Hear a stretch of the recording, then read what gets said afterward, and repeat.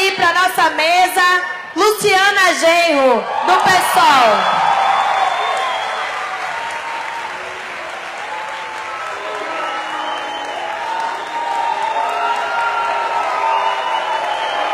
Boa noite a todos e a todas.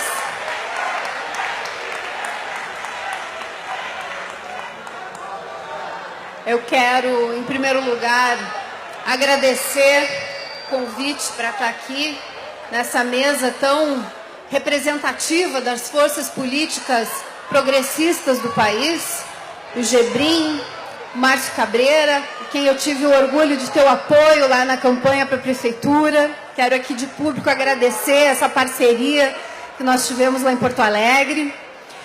O governador Wellington, a minha colega, sempre colega, hoje senadora, Vanessa Graziotin, Ciro Gomes, e as lideranças da UNE, aqui representada pela Karina, e quero também saudar a Camila, do Juntos, e a todos vocês, todos os grupos políticos, os movimentos de juventude que estão aqui presentes nessa Bienal.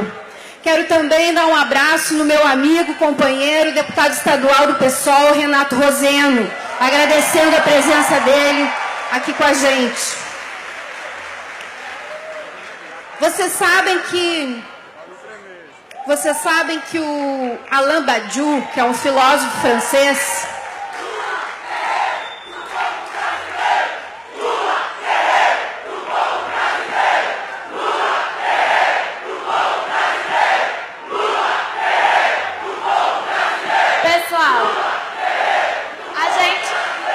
havia combinado que as manifestações são depois das falas.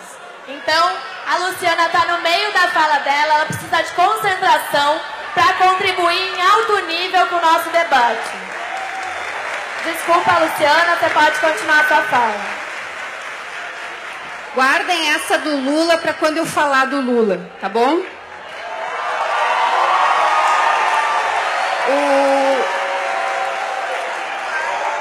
Eu queria começar falando para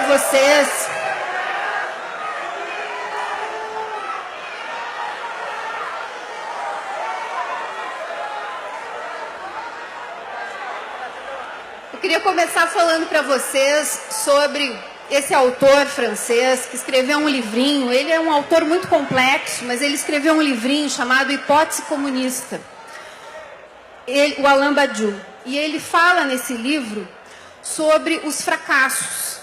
E ele fala que os fracassos, eles são lições que se incorporam na universalidade positiva da construção de uma nova verdade. E que o projeto de emancipação humana é um processo de verdade que ainda está em curso. E que os fracassos que nós sofremos, as derrotas que nós sofremos nesse processo de luta pela emancipação humana, se nós soubermos tirar as lições desse processo, se nós soubermos localizar os pontos aonde nós cometemos os erros e as escolhas foram desastrosas, nós podemos fazer desses fracassos universalidades positivas para a construção dessa nova verdade. E eu acho que essa lição é muito importante porque nós estamos num momento muito difícil, um momento duro para a classe trabalhadora brasileira, para o povo, para as forças progressistas. Porque nós vivemos um momento de fracasso. Um fracasso de uma tentativa política de construção de um governo popular que não conseguiu construir as mudanças necessárias para que pudesse, de fato, fazer com que as estruturas políticas e econômicas do nosso país tivessem mudanças estruturais. Isso é um momento em que um governo golpista, um governo ilegítimo, assume o poder depois de 13 anos de um governo de forças progressistas, do qual você sabe que nós do PSOL fizemos oposição de esquerda e temos críticas profundas a esses 13 anos de governo, mas inegavelmente eram forças progressistas que estavam no poder, e hoje são forças conservadoras, forças reacionárias, forças sem nenhuma legitimidade popular. Então é preciso localizar aonde está o erro que propiciou essa situação em que nós vivemos agora. Porque evidentemente que as forças políticas da direita que se organizaram e, através do impeachment, tomaram diretamente o poder novamente, elas nunca estiveram verdadeiramente alijadas do poder. Elas estavam governando junto com essas forças progressistas. Eu me lembro do primeiro embate que nós tivemos, eu e a Heloísa Helena, com o governo Lula, quando o governo queria obrigá-la a votar a favor do Sarney para a presidência do Senado. Ali nós começamos o nosso enfrentamento, que culminou depois com a reforma da Previdência. Talvez muitos de vocês não conheçam essa história, mas foi já no primeiro governo do Lula uma reforma da Previdência que atacou o direito dos servidores públicos e instituiu a cobrança dos aposentados. O que hoje também dá legitimidade para esse discurso falacioso do governo Temer, de rombo na Previdência, de que é preciso fazer reformas, tirar direitos e impor perdas e dificuldades ainda maiores para os aposentados. É preciso refletir sobre em que medida essas forças políticas progressistas que governaram o Brasil durante 13 anos deram oxigênio para velhas oligarquias se reestruturarem, se reorganizarem e seguirem tendo poder no nosso país. Como o exemplo do Sarney é o mais evidente de todos eles. É preciso refletir sobre por que essas forças progressistas que governaram durante 13 anos colocaram este que hoje é o presidente legítimo no primeiro posto da linha sucessória da presidente Dilma. Não fomos nós que colocamos, não foi o pessoal. Então, é preciso tirar as lições desses processos. É preciso compreender, em primeiro lugar, ao meu ver, que não é possível as forças progressistas chegarem ao poder e simplesmente se moldarem às instituições tais quais elas funcionam.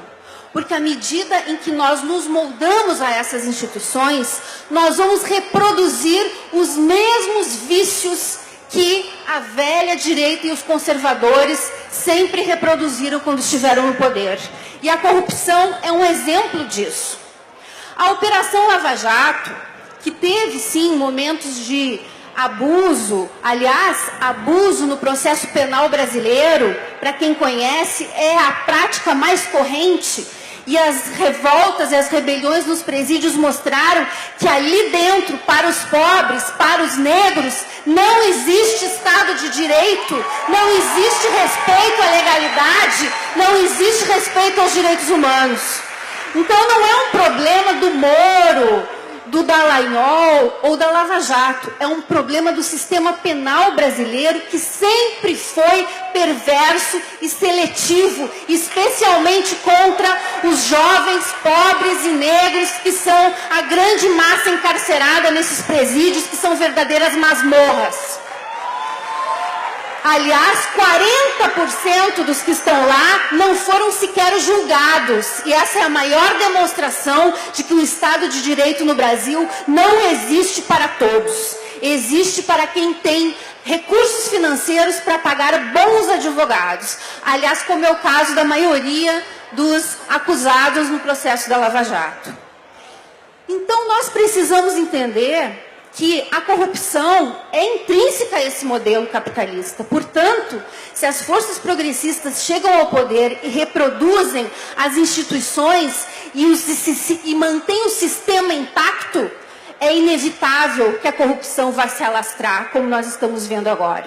Por isso, nós precisamos exigir que a Lava Jato vá até o final, doa quem doer, que não seja seletiva, que não pare nos governantes do último governo, que siga e que as delações da Odebrecht venham a público, porque a morte lamentável e terrível do ministro Teori Zavascki colocou em risco os fatos que estão descritos nessas delações virem à tona. Esperamos que a ministra Carmen Lúcia tenha a grandeza de homologar as delações e fazer com que o povo brasileiro saiba o que ocorreu por trás de todos esses bastidores, não só do governo Lula, não só do governo Dilma, do Temer, do PMDB, do PSDB, do Aécio, de todas as forças políticas que governaram ou já governaram esse país. É preciso ir a fundo, sem ter ilusões de que o sistema judicial brasileiro vai salvar o Brasil, porque ele não vai. Só quem pode salvar o Brasil é o povo brasileiro, é a mobilização popular, é a juventude que ocupou as escolas, que ocupou as universidades, que esteve em Brasília no dia 29 de novembro. Eu sei que muitos de vocês estiveram lá, enfrentando as bombas de gás lacrimogêneo para defender a educação, para lutar contra a PEC do teto, para dizer que nós não vamos aceitar as reformas trabalhistas que vão destruir a CLT, que vão comprometer o futuro dos trabalhadores, que nós não vamos aceitar essa reforma da Previdência que vai acabar com a aposentadoria. Essa luta do povo é quem pode salvar o nosso país. Mas é preciso que nós unamos forças para enfrentar essas tentativas de ataque que o Temer e os seus governadores espalhados pelo Brasil estão tentando fazer ao povo. Lá no Rio Grande do Sul, é o governador Sartori atacando o salário, atrasando o salário dos servidores, fechando empresas públicas, privatizando, assim como em vários locais, como o Rio de Janeiro. Vai ser essa a tônica da política imposta por Temer, inclusive para renegociar a dívida dos estados. Nós precisamos resistir, precisamos enfraquecer esse governo. É claro que apoiar os candidatos do governo para a presidência da Câmara e do Senado não ajuda a enfraquecer e a lutar pelo fora Temer. Porque o fora Temer não pode ser apenas uma bandeira vazia. O fora Temer precisa ser uma política concreta de enfraquecimento, de enfrentamento a esse governo. Por isso, a nossa bancada do PSOL lá está debatendo. Eu não sou mais deputada, vocês sabem, mas eu acho que seria muito bom que nós pudéssemos unificar, Ciro, em torno da candidatura do PDT, todas as forças políticas na Câmara Federal, para poder enfrentar a candidatura do governo. Independente desta necessidade, é preciso demarcar um campo político. E é preciso que esse campo seja construído a partir de um programa, a partir de propostas. Nós estamos num momento de negação. A negação desse governo, a negação das reformas. Aliás, no mundo inteiro nós vimos eclodir movimentos de negação, desde a Primavera Árabe, passando por junho de 2011, de 2013 aqui no Brasil, onde os jovens foram às ruas para dizer que não aceitam esse sistema político, que não aceitam continuar andando em ônibus lotados e pagando uma fortuna, que não aceitam não ter a cidade enquanto um local de circulação para todos e todas. Por isso, essa negação é um primeiro passo. Temos agora nos Estados Unidos a luta contra o Trump, e as mulheres deram um exemplo nos Estados Unidos e no mundo inteiro, reunindo milhões numa primavera feminista que nós vimos aqui no Brasil florescendo, onde nós não aceitamos mais o dedo da nossa cara, onde nós não aceitamos mais o machismo, não aceitamos mais a violência, não aceitamos mais a homofobia, a LGBTfobia, o racismo, a discriminação. E essas conquistas que são aqui do Brasil e que são também conquistas dos Estados Unidos, que inclusive já avançou muito mais, não serão destruídas pelo Temer e nem pelo Trump. Nós não vamos permitir, nós temos forças para não permitir que essas conquistas e esses avanços sejam destruídos.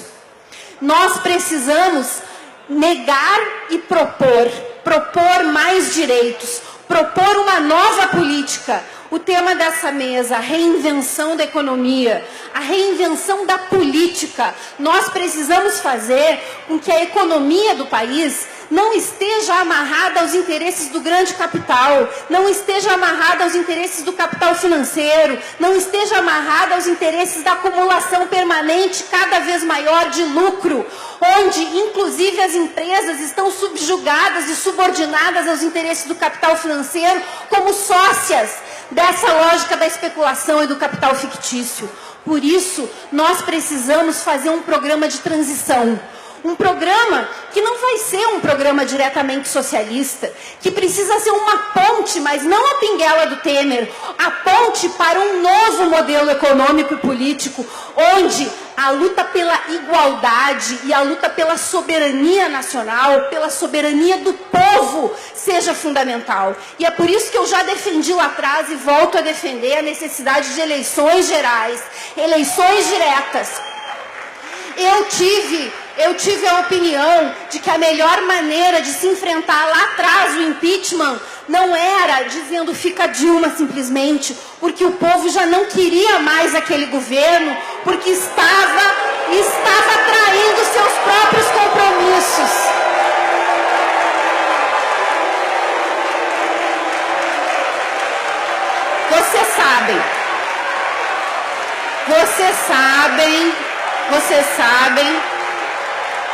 Vocês sabem que o programa que a Dilma estava implementando... Pessoal, as pessoas precisam poder terminar de falar. E aí depois a gente se manifesta. É preciso ter respeito. Vaia não cabe aqui entre nós. Então eu queria pedir respeito, aplaudir quem quiser apoiar. Depois vai poder gritar a palavra de ordem com todos os nossos contrapontos, mas as pessoas precisam falar. Vocês sabem, mesmo os que apoiam o PT, sabem que a Dilma, no segundo mandato, quando nomeou Joaquim Levy, traiu seus compromissos de campanha. E isso levou a uma perda de legitimidade. É preciso aceitar essa realidade, até para que nós possamos fazer o balanço desse processo e construir algo novo, quem sabe até juntos. Nós precisamos saber que a perda da legitimidade teve a ver com o abandono do seu programa. E é por isso que eu defendi lá atrás a necessidade de eleições para se enfrentar os golpistas do impeachment, para se enfrentar o Temer. Nós poderíamos ter feito uma grande campanha por diretas naquele momento, onde havia uma disposição, inclusive esses setores que saíram às ruas puxados pela direita, poderiam estar conosco, porque esta classe média já esteve com o PT. A classe média foi a primeira que se deslocou para apoiar o PT, antes mesmo do povo mais pobre perceber a necessidade de eleger um presidente da República da classe trabalhadora. Portanto, é necessário que nós possamos atrair essa classe média que está, sim, embotada pela Rede Globo, mas também embotada por uma realidade que é o envolvimento de muitas lideranças nos processos de corrupção. E, portanto, é preciso que a luta contra a corrupção seja parte da nossa luta. Nós não podemos deixar essa bandeira para a direita, para que eles façam como fizeram com o Getúlio. Nós podemos carregar esta bandeira como uma bandeira anticapitalista se ela estiver inserida num programa mais profundo de reformas estruturais da economia, onde nós possamos dizer não a esse modelo econômico que subjuga o país a pagamento de altas taxas de juros, porque todo o esforço econômico que o Temer quer fazer agora, com cortes e com recessão, é para pagar os juros da dívida. Esse é o grande problema do país. E é essa lógica que é preciso mudar. Mas sendo o país com a taxa de juros mais alta do planeta, nós não vamos mudar essa realidade. Por isso é preciso, sim, uma nova política econômica que não esteja assentada no tripé macroeconômico neoliberal, como vem sendo desde o Fernando Henrique Cardoso ou desde o Collor.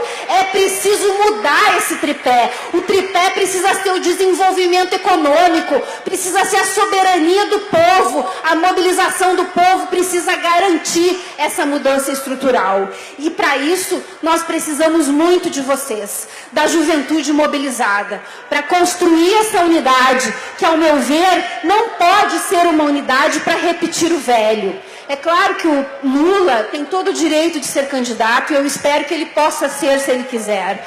Mas eu não acho que nós vamos reinventar a esquerda repetindo o passado. Nós precisamos construir o novo. E a construção do novo passa por aqui, passa pela juventude, passa pela mobilização, passa pela ocupação das escolas, passa pela luta do sem terra, do sem teto, do MPST, do MST, da UNE, da UBS, dos sindicatos, dos movimentos de base, de todos aqueles que estão dispostos a enfrentar esse modelo econômico e a dizer: fora Temer, nós queremos um país para a maioria, nós queremos uma democracia real, não esse simulacro que nós temos aqui. E quando se vive um momento como esse, a melhor maneira de se retomar a luta e de se garantir a legitimidade é chamando o povo a ser protagonista dessa luta histórica que nós temos pela frente. Por isso, parabéns a vocês por essa mobilização em pleno janeiro. É disso que nós precisamos e vamos avançar na construção de uma plataforma, de um programa de unidade que possa garantir o enfrentamento aos ataques contra os nossos direitos e afirmar a necessidade e a possibilidade de mais direitos, assim como as mulheres disseram para o Trump lá nos Estados Unidos. Nós não temos medo. Muito obrigada, um grande abraço a vocês.